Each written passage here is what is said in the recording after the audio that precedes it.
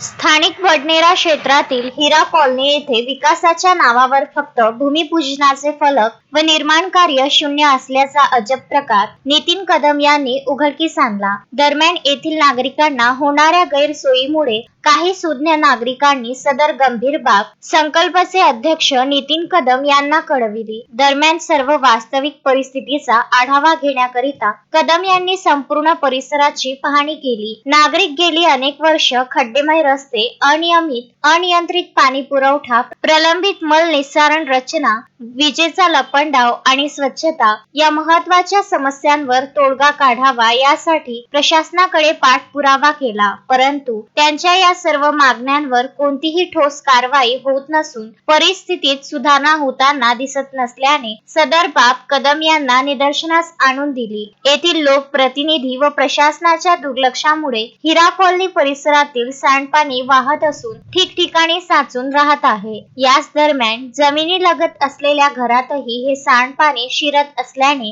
अनेक नागरिक लोकप्रतिनिधीच्या अकार्यक्षम शैलीला, गैरसोयीला वैतागले आहेत। आमदार निधीतून बडनेरा क्षेत्रात होणारे रस्त्याचे काम अजूनही झाले नसल्याने नागरिकांमध्ये लोकप्रतिनिधी प्रति संशयास्पद कृती दिसून येत आहे। त्यामुळे होणारी वाहतूक कोंडी आणि रस्त्याचे निकृष्ट पद्धतीचे काम यामुळे नागरिक त्रस्त झाले आहेत। हिरा कॉलनी भागात बहुतांशी परिसरात विजेचा नेहमीचा लपंडाव सुरू असतो, त्यामुळे अनेक नागरिक त्रस्त झाले आहेत। यामुळे महावितरण कंपनीच्या ऐन पावसाळ्याच्या ऋतूमध्ये कामांची पोलखोल झाली आहे। इथं ह्या एरियात 10 वर्ष झाले काहीच काम झाले नाही आहे। रोड नाही आहे, नाल्याची साफसफाई नाही आहे, गार्डन परिसर सगळं अस्वच्छता आहे, झाडं, लाईट नाही, इथं मोठे मोठे सर्प निघते, एखादा लाईट पाहिजे। आम्ही किती वेळ गेलो, आम्ही रवी भाऊकडे, याच्याकडे त्याच्याकडे, पण काहीच आमची सुनवाई झालेली नाही आहे।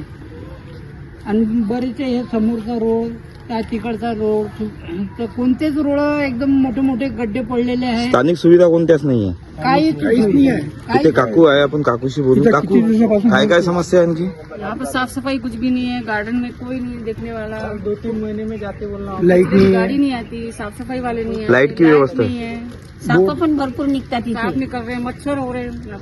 ते तिकडे बाबुळीच्या तिथे तर इतकं पाणी घाणेरडं साचलेलं आहे की हिरवं गार आलाय अगदी पाणी, आणि त्याच्यातून डेंग्यूचे मच्छर होऊ शकतात। मग आमचे मुलं बाळ तिथे खेळतात, आमचे घर एकदम जवळ जवळ आहे, तर असं डेंग्यूचा ताप वगैरे आला तर आम्ही त्याच्यासाठी काय करू? प्रशासनाकडे तक्रार केली होती काय यादी? आम्ही बरेच वेळा गेलो, येतच नाही तर काय जाऊन फायदा? स्थानिक आमदाराकडे सबके पास में आमदार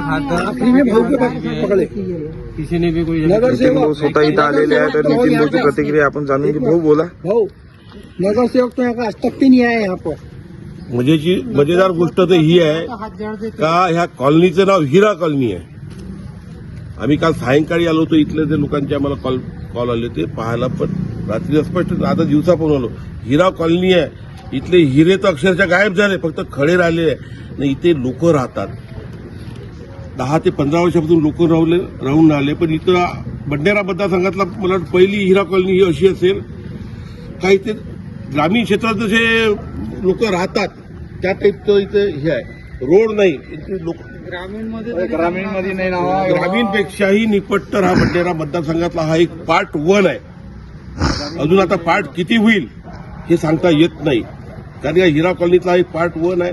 न कॉर्पोरेशन टॅक्सेशन घेतात, सगळ्याच गोष्टीचे पाण्यापासून तर सगळ्याचे तुम्ही चार्ज घेता, पण हे तर विकासावर काय आहे?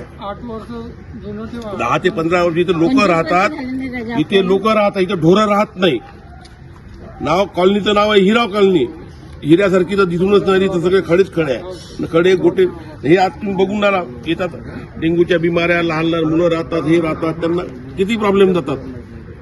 माझी प्रशासनाला एक विनंती आहे की लवकर तुम्ही यांचा मार्ग काढा, कारण नाही तर आम्ही तीव्र आंदोलन करून तुम्हाला धडा शिकवल्याशिवाय राहणार नाही।